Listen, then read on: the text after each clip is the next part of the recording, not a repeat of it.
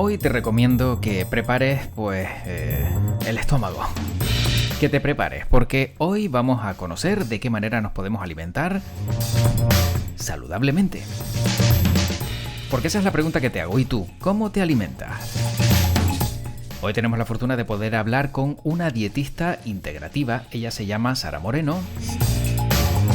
Es la responsable del Buen Hábito Dietética, si la puedes encontrar, por ejemplo, en Instagram.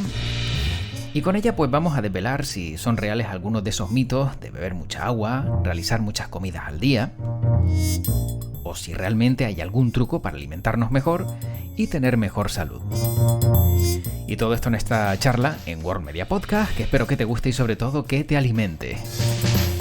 Lo que sí te va a alimentar seguro es el alma. De eso no me cabe la menor duda.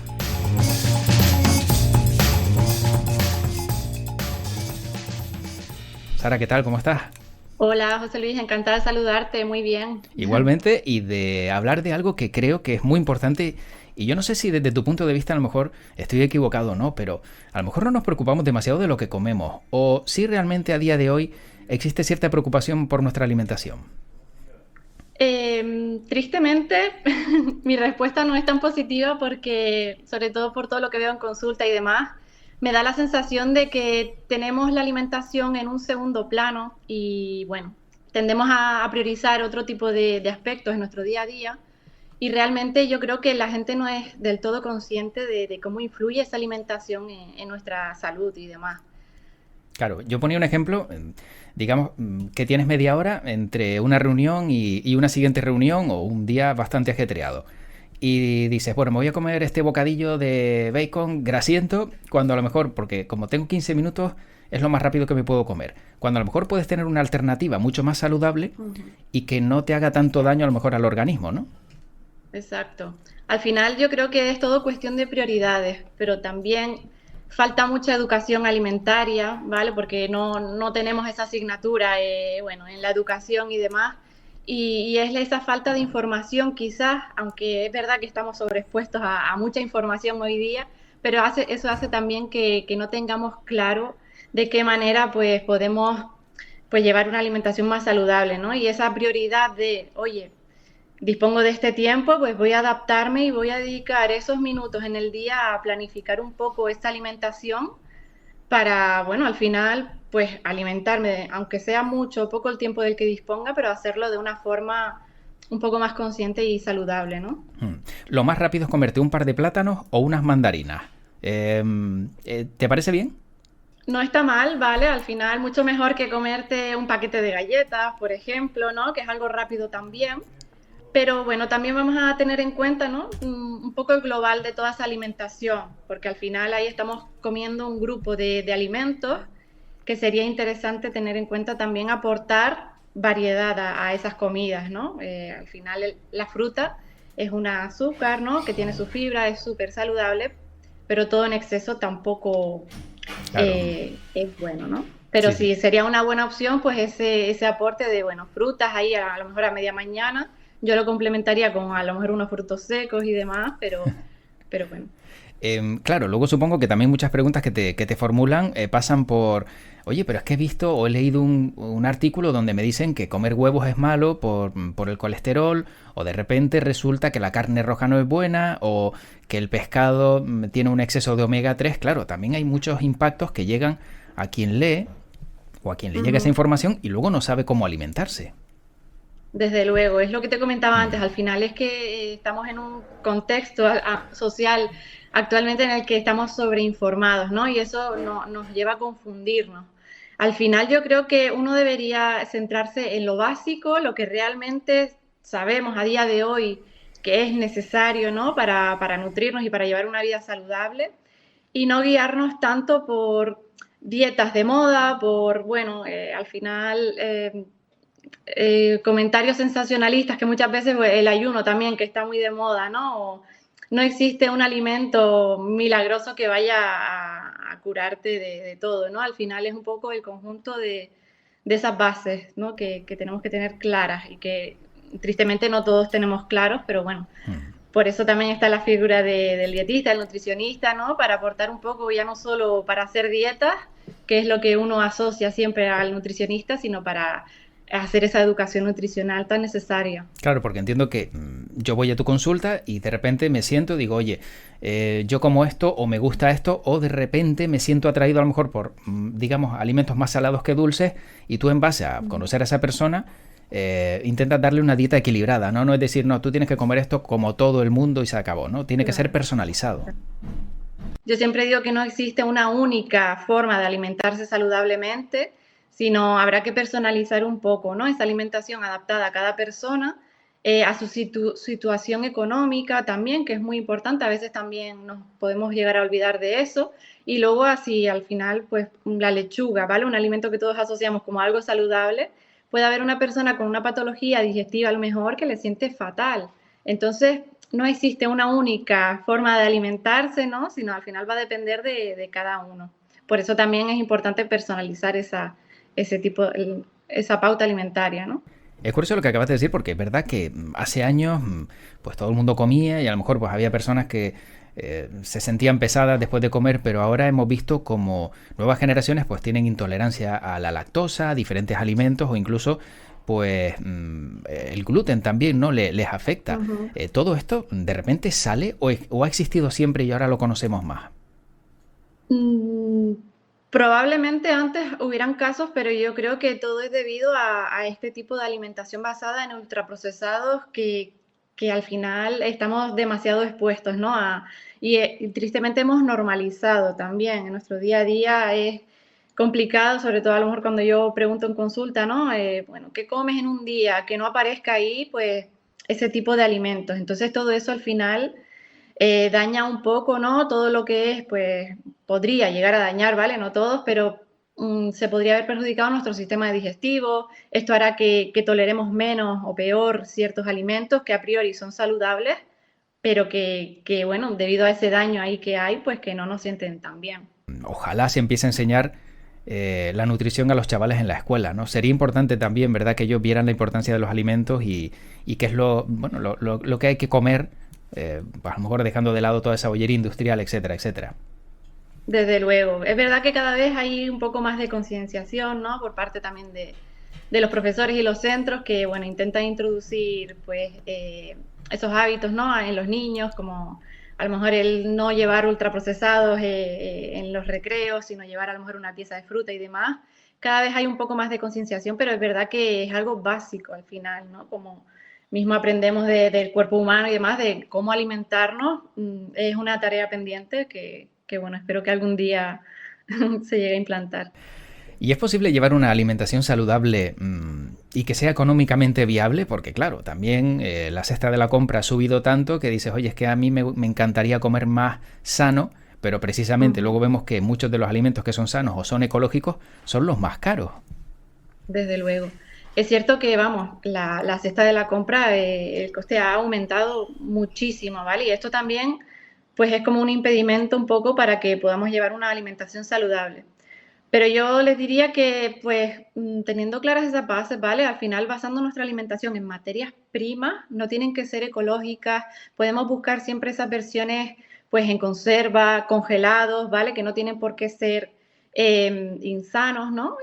También es importante tener una planificación. Muchas veces vamos a hacer la compra sin ninguna lista de la compra y un poco improvisando, y esto también hace que acabemos metiendo en la cesta o en el carro, pues, alimentos que van a subir un poco, pues, ese importe, ¿no?, de nuestra compra, y realmente son alimentos que podemos prescindir perfectamente de ellos y que además están desplazando a otros más interesantes. Entonces, esa planificación, las marcas blancas también muchas veces es un buen recurso para abaratar un poco también ese coste de la compra. Y sobre todo esa planificación y estos pequeños, a lo mejor, trucos de, oye, podemos tirar de legumbres de bote, por ejemplo, incluso la carne, que es verdad que, bueno, es un alimento relativamente caro, ¿no? Pues podemos obtener esa proteína, pues, de origen vegetal, como pueden ser las legumbres también, ¿vale? Al final hay pequeños trucos, por así decirlo, que nos pueden ayudar también a comer saludable a la vez que no tener que gastarnos un dineral en la comida. ¿Y cuál es el alimento que no debería faltar en nuestra alimentación diaria? Algo que digas, bueno, a lo mejor no todos los días, pero casi todos los días deberíamos tener siempre cerca. Vale, bueno, a rasgos generales, ¿vale? Sí. Pensando en un día entero, los vegetales para mí es un básico y un imprescindible que no debería faltar en nuestras comidas principales, ¿vale? En ese desayuno, en ese almuerzo, en esa cena. Y yo lo complementaría siempre con una fuente de proteína, ¿vale? Con vegetales me refiero pues a verduras, hortalizas, de la forma en la que prefieras comerlas y luego ese aporte de proteínas, te digo, ya puede ser de origen vegetal o animal, que podríamos estar hablando pues de carnes magras, pescados, huevos, incluso lácteos, legumbres. Al final son como esos dos básicos que Mm. luego iremos complementando con otros alimentos. Y la recomendación, Sara, sería comer pocas veces, perdón, pocas veces y en gran cantidad, efectivamente, o muchas veces durante el día, pero poquito, porque siempre también ha habido muchos mitos, no, lo mejor es comer muy poco y 7 veces al día. ¿Qué sería lo más lógico? Es cierto. A día de hoy, según la evidencia, ¿vale? científica que hay actualmente, que también sabemos que todo esto puede cambiar mucho, pero yo también, sobre todo, como veo mucho tema digestivo y demás en consulta, eh, lo más óptimo, ¿vale? Yo diría, sobre todo hablando de un contexto de un adulto sano, es pues hacer unas 3 comidas al día, más o menos, ¿vale? Esto de estar continuamente sobrealimentados, cada poco tiempo estar ingiriendo alimentos a nivel metabólico no nos beneficia tanto, ¿vale?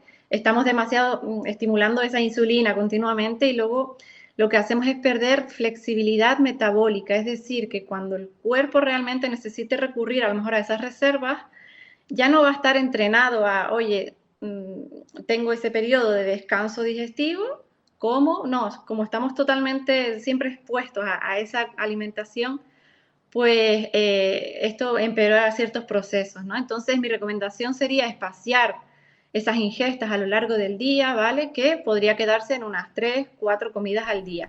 Pero eso de comer continuamente a lo largo de todo el día no sería tan recomendable. Claro, porque sería como tener el motor en marcha todo el día y de vez en cuando pues pisas un poco el acelerador, luego lo dejas al ralentí, volver otra vez y claro, el motor dice, oye, dame un descanso, ¿no?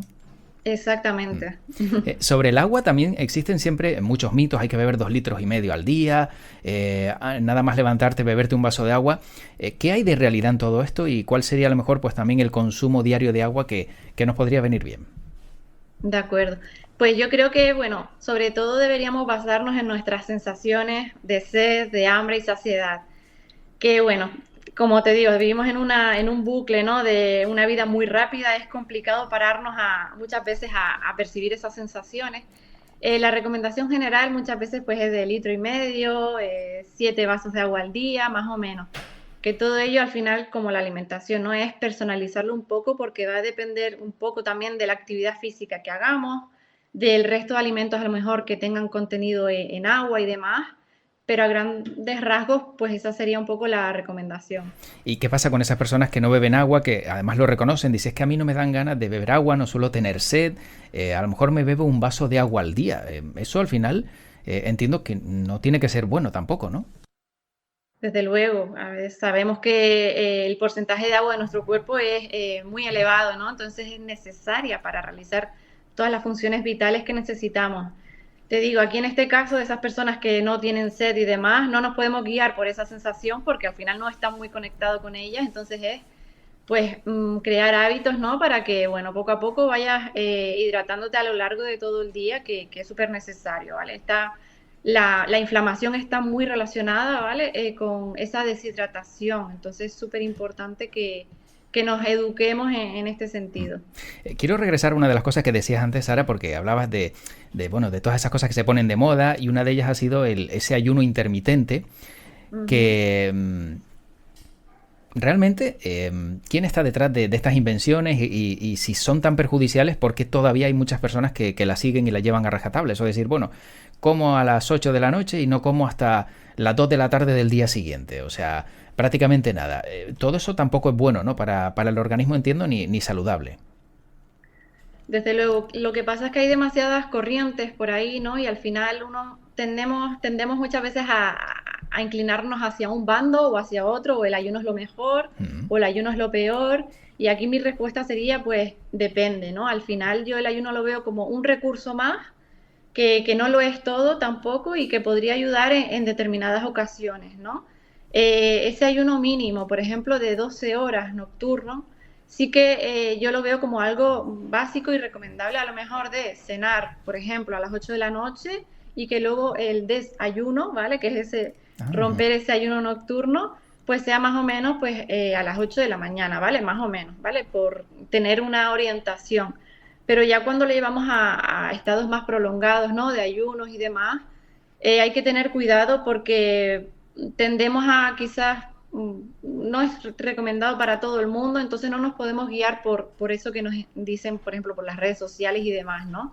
Siempre hay que individualizar. Es muy útil en muchos casos, pero en otros casos podría ser incluso hasta perjudicial. Entonces hay que tener cuidado con eso. Sara, me acabas de dejar desubicado completamente porque nunca me había dado cuenta de cómo se compone la palabra desayuno. Claro, ayunas durante la madrugada y luego por la mañana desayunas. O sea, me acabo de quedar como Sí, que toda la vida usando la palabra y no me había dado cuenta del significado o cómo realmente se puede interpretar, ¿eh? total. Y muchas veces relacionamos el desayuno con que tiene que ser muy temprano en la mañana, cuando realmente ese desayuno, ¿no? Ese romper con el ayuno nocturno puede hacer a cualquier hora del día, dependiendo, pues, personas que a lo mejor ayunen, ¿no? Muchas horas, ese desayuno podría ser perfectamente a las 12 de mediodía, ¿no? Entonces, bueno, Claro. también. Luego hay personas también, por ejemplo, que conozco, y yo creo que todos conocemos siempre algún caso, que desayunan muy fuerte. De repente se comen un bocadillo de sardinas con jamón, con aguacate, con todo lo que pillan. Y luego a lo mejor el Ujú. almuerzo es un poquito más suave. ¿Es mejor desayunar fuerte, de manera consistente, y la segunda comida, la de mediodía, que sea más ligera?